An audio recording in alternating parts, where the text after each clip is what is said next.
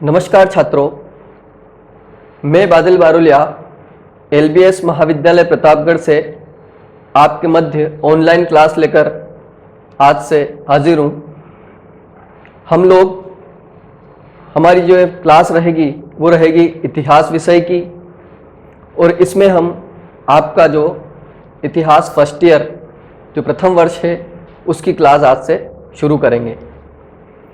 इतिहास चूँकि हमको पता है, आप 11वीं 12वीं में भी इतिहास पढ़ के आए होंगे। बहुत से छात्रों ने के कोई और सब्जेक्ट होगा, कोई साइंस लेके आया होगा, किसी के कॉमर्स होगी, और उन्होंने फर्स्ट ईयर में आकर ही इतिहास लिया होगा। तो बहुत लोग कहते हैं कि इतिहास बोरिंग सब्जेक्ट है, बहुत डिफिकल्ट है। ठीक है, तो ऐसा नहीं है। इतिहास को समझने की ज़रूरत है और इसे पढ़ने की ज़रूरत है। धीरे धीरे अगर ये आपका सबसे बोरिंग सब्जेक्ट होगा तो ये मेरी जिम्मेदारी बनेगी आज के बाद कि मैं आपका इस इतिहास सब्जेक्ट को पहले नंबर पर आपका सबसे पसंदीदा सब्जेक्ट बनाऊंगा। तो आप और मैं, हम लोग साथ में मिलकर इस इतिहास सब्जेक्ट का अध्ययन करेंगे। तो इतिहास किसे कहते हैं, इसकी परिकल्पना क्या है। ठीक है, तो इतिहास जो हमारा प्रारंभ होता है वो होता है आज से लगभग 20 लाख वर्ष पूर्व से। ठीक है, तो 20 लाख वर्ष पूर्व अर्थात पृथ्वी की उत्पत्ति, मानव की उत्पत्ति, जीव की उत्पत्ति, उसके बाद में धीरे धीरे कर आज तक जो हुआ है या आज से पहले समय में जो हुआ है कल तक, उसको क्या कहा जाता है, सभी बातें इतिहास में आ जाती है। ठीक है, तो अलग अलग जो लेखक हुए हैं उन लेखकों ने इतिहास की अलग अलग परिभाषाएं दी है। किसी ने इतिहास को अतीत का दर्पण कहा है। ठीक है, पुराने काल में हुई घटनाएं कहा है। ठीक है, तो अतीत का दर्पण अर्थात हमारे घर में कांच है, उस कांच में हम भी देखते हैं। ठीक है, तो उसमें हम देखकर हम जो पुराने समय में जो हुआ है वो और वर्तमान समय में हमको क्या परिवर्तन करना है उसको देखकर उसको सुधार करते हुए वो हम कैसे पता कर सकते हैं, इतिहास को देखकर ही उसमें सुधार कर सकते हैं। अर्थात अगर हमें कोई सुधार करना है तो वो हम पुरानी जो चीजें हैं, पुरानी जो घटनाएं हुई है उनको पढ़कर, उनको देखकर, उनके हिसाब से ही हमें क्या सुधार करना है, उसमें अगर सुधार करना है तो वो हमको पुराना इतिहास हमारा देखना पड़ेगा। हम लोग डॉक्टर के पास भी जाते हैं तो डॉक्टर से कहते हैं साहब क्या हुआ, तो डॉक्टर कहता है कि हमसे पूछता है क्या हुआ आपको। हम लोग कहते हैं सिर दर्द हो रहा है, पेट दर्द हो रहा है, तो वो भी यही पूछता है, एक बार तो नब्ज चेक करता है और कहता है कल क्या खाया था, परसों क्या खाया था, हमारा चेकअप करता है। तो वो भी क्या देखता है, हमारा इतिहास। और जब भी कुछ पता नहीं चलता है तो हमारा टेस्ट करवाता है, चेकअप करवाता है, तो फिर पता चलता है कि इतने दिन पहले ये हुआ था। ठीक है, ये खाने में आ गया था, ये हो चुका था, तो वो भी क्या देखता है, हमारा इतिहास देखता है। ठीक है, तो बहुत ही इंटरेस्टिंग सब्जेक्ट है। आप लोगों अच्छे से पढ़िएगा, रोजाना क्लास अटेंड करिएगा, ताकि क्या है जब स्टेप बाय स्टेप हम इसे पढ़ेंगे तो इसमें हमारी रुचि क्या होगी, अपने आप उत्पन्न होती चली जाएगी। ठीक है, तो इस इतिहास सब्जेक्ट में हम लोग आज शुरू करेंगे बीए फर्स्ट ईयर की हमारी जो क्लास है। तो इसमें हम लोग देखेंगे कि प्राचीन भारत का इतिहास हम लोग इसमें पढ़ेंगे। ठीक है, तो प्राचीन भारत के इतिहास में जो मैंने बताया आपको 20 लाख वर्ष ईसा पूर्व, 20 लाख वर्ष ईसा पूर्व का जो समय था, तब से लेकर से जो इसमें 1000 ईस्वी तक का हम लोग इतिहास क्या करेंगे, देखेंगे। तो पृथ्वी की उत्पत्ति, जीव की उत्पत्ति, ठीक है, और प्रथम जो पाठ हम पढ़ेंगे उसमें देखेंगे हम जो हमारे इस इतिहास, प्राचीन काल के इतिहास को जानने के प्रमुख स्रोत। तो इतिहास को 3 भागों में हम बांटते हैं। ठीक है, तो ये लेसन हमारा आगे आएगा, जो दूसरा पार्ट है वो देखेंगे। तो उसमें पहला आता है प्राग ऐतिहासिक काल, दूसरा आता है आद्य ऐतिहासिक काल, और तीसरा आता है ऐतिहासिक काल। ठीक है, तो प्राग ऐतिहासिक काल जब पत्थरों के द्वारा कोई भी काम होता था, उस पत्थरों के कालखंड को क्या कहा जाता है, प्राग इतिहास काल कहा जाता है। फिर आद्य ऐतिहासिक काल आता है जिसमें हम देखेंगे सिंधु घाटी सभ्यता। ठीक है, तो उन सभ्यताओं के बारे में पढ़ेंगे। और फिर आता है ऐतिहासिक काल, यानी कि वर्तमान काल के बारे में। ठीक है, तो आइए हम लोग इसमें शुरू करते हैं। अपने महाविद्यालय का नाम लाल बहादुर शास्त्री महाविद्यालय प्रतापगढ़, बीए फर्स्ट ईयर की अपनी क्लास है। ठीक है, प्रथम प्रश्न पत्र आप लोग एक कॉपी नोटबुक लेके बैठिएगा, ताकि अपनी जो बुक है, जो पहली बुक है, उसका नाम है भारत का इतिहास प्रारंभ से लेकर 1000 ईस्वी, अर्थात जब से पृथ्वी की उत्पत्ति हुई आज से 20 लाख ईसा वर्ष ईसा पूर्व। ठीक है, तो हम लोग इसमें देखेंगे तब से इतिहास, तो इतिहास को जानने के प्रमुख स्रोत, परंतु उससे पहले भी हमको कुछ जानने की आवश्यकता है। वो क्या जानना है? इतिहास की एक परिभाषा जो बहुत महत्वपूर्ण है। इतिहास अतीत में घटित ऐसी घटनाएं हैं जिनका प्रत्यक्ष अप्रत्यक्ष रूप से वर्तमान से संबंध होता है। ठीक है, प्रत्यक्ष अप्रत्यक्ष रूप से, जैसे मैंने बताया कि डॉक्टर के पास जाएंगे तो डॉक्टर क्या पूछेगा कि भाई कल क्या खाया था, परसों क्या खाया था जिससे पेट में दर्द हो रहा है, तो वो भी हमारा इतिहास जानने की कोशिश कर रहा है। तो इतिहास वर्तमान को सुधारने के लिए, वर्तमान में सुधार करने के लिए इतिहास से क्या लेना? सीख लेना। ठीक है, प्रत्यक्ष अप्रत्यक्ष रूप से उसको जानना, उससे जानकर सीख लेना, उसको क्या है? वही भी क्या है? इतिहास ही है। अब इतिहास प्रमुख रूप से, इतिहास इसके जनक कौन है? ठीक है, क्वेश्चन आता है इतिहास के जनक का नाम बताइए। तो इतिहास का जनक कौन है? हेरोडोटस। ये देखो, ये हेरोडोटस की मूर्ति है। तो ये यूनान के नागरिक थे। कहाँ के थे? यूनानी थे। और इनका संस्कृत में नाम क्या था? हरिदत्त। ठीक है, हरिदत्त कहो या हेरोडोटस कहो, दोनों एक ही है। तो आज के बाद अगर कोई भी पूछता है कि इतिहास का जनक किसे कहा जाता है, तो किसे कहा जाता है? हेरोडोटस को कहा जाता है। और ये परिभाषा है जो आप लिख लीजिएगा। ठीक है, इसके बाद हम देखते हैं, अब जब हम पता चलता है हमें कि भाई इतिहास इतने वर्षों कालखंड पुराना है, इतने साल पुराना है, मौर्य शासक मान लो 600 ईसा पूर्व पहले हुए थे, 600 ईसा पूर्व, फिर ईस्वी। तो ये चीज क्या होती है? बहुत सारे लोगों को पता नहीं होता है कि ईसा पूर्व किसे कहते हैं और ईस्वी सन किसे कहते हैं। ठीक है, तो हम लोग इसमें सबसे पहले यही चीज समझने की है अपने, ताकि हम जो आगे ईसा जो पढ़ेंगे, ठीक है, सबसे ज्यादा कंफ्यूजन लोग बात कहते हैं कि हमको, बहुत से छात्र कहते हैं कि हमको सन याद नहीं रहते हैं, ये ईस्वी क्या होता है, ईसा पूर्व क्या होता है, इसके कारण हम कंफ्यूज हो जाते हैं। तो इसको सबसे सामान्य तरीका आज एक बार मैं आपको समझा दूंगा, उसके बाद आपको कहीं और देखने की जरूरत नहीं पड़ेगी। ठीक है, तो ईसा पूर्व किसे कहते हैं और ईस्वी सन किसे कहते हैं, बिल्कुल सामान्य सा, बहुत सरल है। ठीक है, तो सबसे पहले चलते हैं हम नाम के ऊपर। नाम क्या है? ईसा। तो ये देखो, ये यहां पर है ईसा। तो ईसा कौन? ईसा मसीह, जो क्रिश्चियनों के भगवान हुए थे, ईसा मसीह। उनका जन्म, जब उनका जन्म हुआ था, ये देखो ईसा मसीह की मूर्ति है, जब इन ईसा मसीह का जन्म हुआ था, अर्थात यहां पर हम 0 लिख देते हैं, ये क्या लिख दिया अपनों ने? 0। ठीक है, तो ईसा मसीह के जन्म के पहले जो भी घटनाएं हुई थी उनको क्या कहा जाता है? ईसा पूर्व कहा जाता है। ईसा मसीह का जन्म कब हुआ था? तो आज हमारा सन कौन सा चल रहा है? 2020। ठीक है, अर्थात ईसा मसीह का जन्म कब हुआ था? 2020 साल पहले। ज्यादा समय नहीं हुआ है। कितने साल हुए? 2020 साल पहले, क्योंकि पूरे विश्व में कौन सी जनगणना चलती है? यही अंग्रेजी जनगणना चलती है। तो ईसा मसीह का जन्म कब हुआ था? आज के बाद अगर हमको पूछ ले तो कब हुआ था? 2020 ईस्वी। ठीक है, अब ये 2020 ईस्वी से पहले जो भी कालखंड था उसको क्या कहा जाता है? ईसा पूर्व। अब इसमें 3 चीजें हैं, एक तो विक्रमी संवत, और बीच में आता है ईस्वी संवत, और तीसरा आता है शक संवत।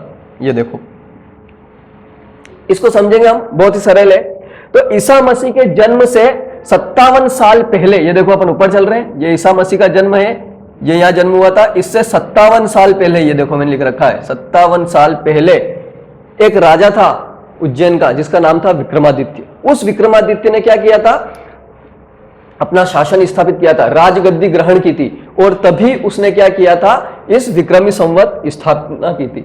ठीक है, ये जब संवत चलते थे तो ये किस प्रकार से चलते थे? तो एक क्षेत्र का, जिस क्षेत्र का राजा होता था या जिस राज्य का राजा होता था, जिस देश का राजा होता था, उस देश का राजा क्या करता था? जब वो गद्दी पर बैठता था तो उससे पहले, संवत शुरू करने से पहले वो क्या करता था? उसके देश में या उसके राज्य में जितने भी ऋणी व्यक्ति होते थे, अर्थात किसी भी व्यक्ति के ऊपर किसी भी प्रकार का ऋण है, तो वो ऋण कौन चुकाता था? सारा उस राजा चुकाता था। अगर वो राजा उन सारे व्यक्तियों का ऋण चुका देता था अपने राज्य के या अपने देश के, तो उसके बाद वो क्या कर सकता था? संवत की, नए संवत की स्थापना कर सकता था। तो उसी प्रकार से राजा विक्रमादित्य हुए थे। कब हुए थे? ईसा मसीह के 57 साल पहले।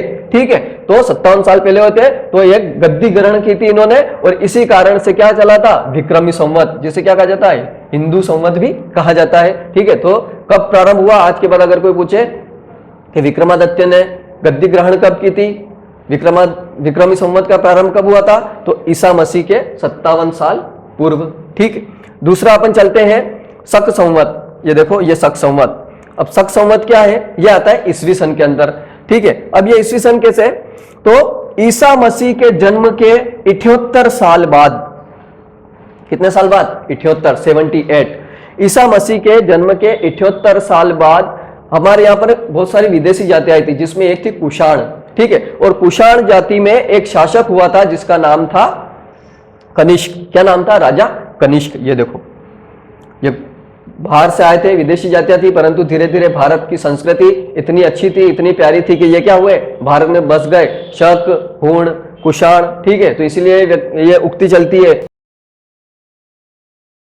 यूनान मिश्र रोमा मिट गए जहां से, एक बात है कि हस्ती मिटती नहीं हमारी। तो इसीलिए कहा गया है कि विदेशों से जितनी भी शक्तियां आई वो क्या हुई, यहाँ की संस्कृति में घुल मिल गई, परंतु यहाँ की संस्कृति को परिवर्तित नहीं कर पाई। तो उसी प्रकार से ये कुषाण आए थे, और कुषाण का शासक जो एक राजा था जिसका नाम था कनिष्क, उसने ईसा मसीह के जन्म के 78 साल बाद कश्मीर के अंदर क्या किया था, राज्य वो ग्रहण किया था। और इसने क्या किया था, शक संवत की क्या की थी, स्थापना की थी। तो आज के बाद अगर कोई पूछे कि शक संवत की स्थापना किसने की थी, तो किसने की थी, राजा कनिष्क ने। और इसी शक संवत को भारत का राष्ट्रीय संवत भी कहा जाता है। जैसे भारत का राष्ट्रीय ध्वज क्या है, तिरंगा, भारत का राष्ट्रीय पक्षी मोर है, भारत का राष्ट्रीय पशु बाघ है। उसी प्रकार से भारत का राष्ट्रीय संवत अगर पूछे तो वो कौन सा है, शक संवत है।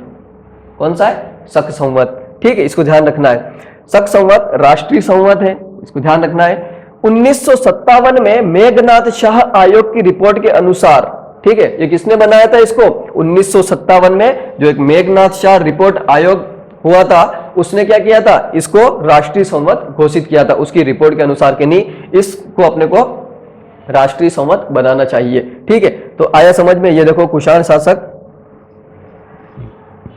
ये विक्रमादित्य, ठीक है। तो अब सामान्यता है ईसा पूर्व अर्थात ईसा के जन्म से पहले, और ईसा और ईस्वी अर्थात ईसा के जन्म के बाद में। ये देखो, ये ईसा का जन्म अर्थात ईसा के पूर्व, आज के बाद ईसा का पूर्व, ईसा पूर्व पूछे तो ईसा के जन्म से पहले, और ईस्वी अगर लिखा है तो क्या हो जाता है, ईस्वी अर्थात ईसा के जन्म के बाद। बहुत सिंपल है।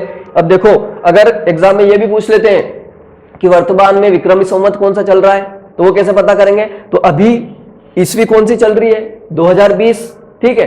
और कब से प्रारंभ हुई थी, ईसा के जन्म, तो ईसा के जन्म को कितने साल हो गए, 2020 साल हो गए। तो 2020 में कितने जोड़ दो, 57 जोड़ दो, प्लस कर दो, क्योंकि उससे पहले का है। तो इसमें क्या निकल जाएगा, हमारा विक्रमी संवत आ जाएगा। तो कितना आ जाएगा, 2077, 77, ठीक है। तो अभी विक्रमी संवत 2077 चल रहा है, ठीक है। और अगर पूछ ले कि अभी शक संवत कौन सा चल रहा है, तो 2020 में से 78 माइनस कर दो, 78 माइनस कर दो, तो कौन सा सन आ जाएगा, शक संवत आ जाएगा, ठीक है। आप देख के करना, 2020 माइनस 78 करके देखना, तो कौन सा आ जाएगा आपका, शक संवत हो जाएगा। और वो क्या है, भारत का राष्ट्रीय संवत है, ठीक है। तो आज के बाद अगर हमको इसमें बिल्कुल कंफ्यूजन रखने की जरूरत नहीं है। अगर ईसा पूर्व लिखा है अर्थात ईसा मसीह के जन्म से पहले, और ईस्वी लिखा हुआ है तो ईसा मसीह के जन्म के उतने साल बाद में, ठीक है। आ गया होगा समझ में आपके, बहुत ही सिंपल है। इसके बाद आता है अपने इसमें नेक्स्ट हमारा पहला पार्ट, ठीक है। हमारी जो पुस्तक है इतिहास, उसका जो पहली पुस्तक है, अपनी जो 2 किताबें हैं इसमें ध्यान रखना, ठीक है। फर्स्ट ईयर में, सेकेंड ईयर में, फाइनल ईयर में, तीनों में 2-2 किताबें हैं। तो उसमें पहली जो पुस्तक है आपकी प्राचीन काल से लेकर 1000 ईस्वी तक का इतिहास, तो इसमें हमारा पहला पार्ट है वो है स्त्रोतों का सर्वेक्षण। स्त्रोत कौन से, प्राचीन भारतीय स्त्रोत, प्राचीन भारतीय जो इतिहास है उस इतिहास को जानने के स्त्रोत, उस इतिहास के बारे में हमें किस किस वस्तुओं से जानकारी मिलती है, ठीक है। जैसे हमारे परिवार के लोग हैं, हमारे परिवार के बारे में जो पुराने लोग हुए उनके बारे में हमें किन किन से जानकारी मिलती है, हमारे दादा परदादा या फिर उनसे भी पहले के जो लोग हुए उनके बारे में, ठीक है। तो कोई व्यक्ति अगर अच्छा काम करता है उसके बारे में अगर जानकारी प्राप्त होती है, लिखावट में मिलती है या नहीं भी मिलती है, तो हमें पता चलता है। आज हमें हमारे परदादा का नाम पता होगा, बहुत लोगों को नहीं पता होगा, परंतु उनके जो पिताजी हुए उनका नाम पता नहीं होगा। क्यों, क्योंकि उन्होंने ऐसा कोई काम किया ही नहीं था, किया ही नहीं होगा, जिसके कारण हम उनको याद रखें, ठीक है। महाराणा प्रताप आज से बहुत सालों पहले हुए थे, ठीक है, परंतु हमें नाम पता है। पृथ्वीराज चौहान बहुत वर्षों पहले हुआ था 1000 ईस्वी में, लेकिन उसका नाम पता है। क्यों, क्योंकि वो ऐसे काम करके गए हैं जिसकी वजह से हम उनको क्या करें, याद रखें, ठीक है। तो इन सारी चीजों को, इन सारी घटनाओं को याद रखना और उनकी जानकारी मिलना उनसे किस किन वस्तुओं से, किन किन चीजों से उनकी जानकारी मिलती है, तो उन वस्तुओं को क्या कहा जाता है, स्रोत कहा जाता है। तो हमारा जो प्राचीन भारत का इतिहास है, उस प्राचीन भारत के इतिहास को मुख्य जानने के मुख्य स्रोतों को 4 भागों में हम बांटते हैं। ठीक है, पहला आता है भारतीय धर्म ग्रंथ। भारत का इतिहास देख रहे हैं हम, अगर विश्व का इतिहास देख रहे होते तो विश्व के बारे में कल्पना करते। ठीक है, तो पहला आता है हमारा भारतीय धर्म ग्रंथ। भारतीय धर्म ग्रंथ में भारत का जो धर्म माना जाता है मुख्य रूप से वो सनातन धर्म, जिसमें ब्राह्मण को क्या दी जाती है, महान महत्वता, ज्यादा महत्व दिया जाता है। तो इन्होंने भारतीय धर्म ग्रंथ में प्रमुख रूप से भारत के अंदर जिन धर्मों का जन्म हुआ तो कहा जाता है एक तो ब्राह्मण धर्म, ठीक है, कालांतर में वो क्या हो गया, हिंदू धर्म हुआ, बौद्ध धर्म और जैन धर्म। तो ये प्रमुख 3 धर्म थे जो जिनका जन्म कहाँ हुआ है, भारत में हुआ है। ठीक है, बाकी सारे धर्म विदेशी थे, विदेश में आकर यहाँ पे बसे हुए हैं। तो इन धर्म ग्रंथों के जो प्रमुख पुस्तकें हैं, ठीक, उनसे हमें क्या मिलती है, हमारे उस समय की भारत की जानकारी प्राप्त होती है। दूसरा है ऐतिहासिक एवं समसामयिक ग्रंथ। ठीक है, ये प्रमुख है ऐतिहासिक और उस समय के इतिहास को जानने के। कौटिल्य जो हमारे लेखक हुए थे, वो चाणक्य की अर्थशास्त्र, तो बहुत सारे, कल्हड़ की राजतरंगिणी। ठीक है, तो ऐसे ग्रंथ हैं बहुत सारे जिनसे हमें क्या मिलती है, समसामयिक ग्रंथ उस समय लिखे गए जिनसे हमें भारत यहाँ की इतिहास की जानकारी मिलती है। पुरातत्व संबंधी साक्ष्य। ठीक है, पुरातत्व अर्थात जो जमीन को खोद कर जो यहाँ पर मंदिर थे उन मंदिरों को तोड़ा गया, जमीनों को खोदा गया, तो उनके अंतर्गत जो वस्तु निकली, सामग्री निकली, उनसे हमें क्या मिलती है, उस समय के इतिहास की जानकारी मिलती है। आज भी भारत में बहुत सारी जगह से जब जमीन की खुदाई होती है तो मूर्तियां निकलती है, शिव जी की मूर्तियां निकलती, अमेरिका से, अफ्रीका से, सारे जगह, सब जगह से निकलती है। तो उस समय के इतिहास को जानने की उनसे क्या मिलती है, पता चलता है। ठीक है, और चौथा आता है विदेशी यात्रियों के विवरण। ठीक है, हमारे यहाँ पे समय समय पर विदेशी यात्री आए, चीनी यात्री आए थे, अरबी यात्री आए थे, ठीक है, यूनानी यात्री आए थे, मेगास्थनीज आया था यूनान का, ठीक है, चीनी यात्री फाहायान, हेनसांग, ये सब आए थे। तो इन्होंने लेखक के रूप में भी क्या लिखे, अपनी ग्रंथ लिखे। कर्नल जेम्स टोड आया था, ठीक है, तो इन्होंने कोई ना कोई ग्रंथ लिखे हैं, पुस्तकें लिखी है, जिसके हमें उस समय के भारत के इतिहास की क्या मिलती है, जानकारी मिलती है। ठीक है, तो ये 4 प्रकार से हो गया, भारतीय धर्म ग्रंथ, ऐतिहासिक एवं समसामयिक ग्रंथ, पुरातत्व संबंधी साक्ष्य, विदेशियों के विवरण। ठीक, भारतीय धर्म ग्रंथ में देखो आप ब्राह्मण ग्रंथ है, बताया मैंने आपको। ब्राह्मण ग्रंथों में क्या क्या आता है, मुख्य रूप से वेद। ठीक है, सबसे प्राचीन क्या माना जाता है, ब्राह्मण ग्रंथ में वेद माना जाता है। और वेदों में भी सबसे प्राचीन क्या माना जाता है, ऋग्वेद को माना जाता है। हम लोग पढ़ेंगे आगे, वैदिक कालीन समाज पूरा आएगा उसके अंदर। ठीक है, तो वेद, ब्राह्मण, आरण्यक, ठीक है, वेदांग, ये सारे किस में आती है, ये ब्राह्मण ग्रंथ के अंतर्गत आते हैं। ठीक, फिर आता है बौद्ध ग्रंथ। ठीक है, तो बौद्ध धर्म का जन्म भी कहाँ हुआ, भारत में हुआ था। ठीक है, तो मूल रूप से भगवान बुद्ध भी क्या थे, वो भी सनातन धर्म के ही थे, परंतु आगे चलकर उन्होंने बौद्ध धर्म की स्थापना की। तो इनके प्रमुख रूप से बौद्ध ग्रंथ में त्रिपिटक है, जिसमें विनय पिटक, सुत्त पिटक, अभिधम्म पिटक, इसमें बौद्धों के बारे में, बौद्धों की जो समाज हुआ है और दूसरे समाज के बारे में भी क्या मिलती है, जानकारी मिलती है। फिर आता है तीसरा जैन धर्म। ठीक है, तो जैन धर्म में आगम दिए गए हैं, 16 आगम है। तो इसमें आगमों से उस समय के जो तीर्थंकर हुए, तीर्थंकों के बारे में जानकारी मिलती है, इनकी जो शिक्षाएं हैं उन शिक्षाओं के बारे में हमको जानकारी मिलती है। ठीक है, तो ये प्रमुख रूप से भारतीय धर्म ग्रंथ में 3 प्रकार के धर्म ग्रंथ आते हैं। अब देखो ऐतिहासिक और समसामयिक ग्रंथ। ऐतिहासिक और समसामयिक ग्रंथ में क्या आता है, प्राचीन भारतीय ग्रंथ व उनके लेखक। ठीक है, मैंने बताया आपको प्राचीन भारतीय ग्रंथ और उनके लेखक, जैसे राजतरंगिणी का लेखक कल्हड़। राजतरंगिणी किसने लिखी थी, कल्हड़ ने लिखी थी। कहाँ का था, कश्मीर का था।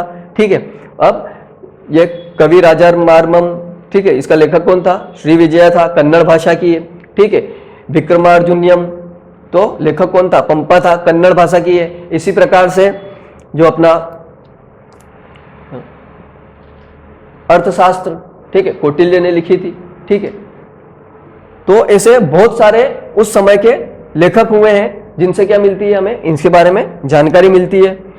अगला देखो पुरातत्व संबंधी साक्ष्य। ठीक है, तीसरा आता है पुरातत्व संबंधी साक्ष्य। पुरातत्व संबंधी साक्ष्य में जो खोद कर जो मिट्टी के दबे हुए अंदर रहते हैं, या फिर कहीं काम चलता है, वहां की खुदाई से प्राप्त हमें बहुत सारी वस्तुएं मिलती है जिसपे कोई लिपि भी अंकित होती है परंतु उनको हम पढ़ नहीं पाते हैं। ठीक है, तो उसमें देखो ये मटके, मिट्टी के बर्तन, बहुत सारे मिट्टी के बर्तन मिलते हैं, हड़प्पा सभ्यता में मिलते हैं, वैदिक सभ्यता में मिलते हैं। ठीक है, तो इन मटकों से भी, इन मिट्टी के बर्तनों से हमें उस समय के इतिहास की, उस समय के कालखंड की क्या मिलती है, जानकारी मिलती है कि भाई ये कितने पुराने हैं, कार्बन विधि द्वारा इसको पता लगाते हैं। ठीक है, कलाकृतियां, बहुत सारी कलाकृतियां होती है, ये देखो इसमें बना रखी है। तो ये कलाकृतियां पत्थर के ऊपर, तांबे के ऊपर, मिट्टी के ऊपर, हर चीज के ऊपर ये कलाकृतियां बनाई रखती हैं। और सिक्के, तो सबसे प्राचीन सिक्के पंचमार सिक्कों को कहा जाता है। सबसे प्राचीन अगर सिक्के पूछे तो कौन से सिक्के होते हैं, पंचमार्क सिक्के होते हैं, जो ठप्पा मारकर बनाए जाते थे। हम पढ़ेंगे उनके बारे में आगे। तो ये प्रमुख रूप से क्या है,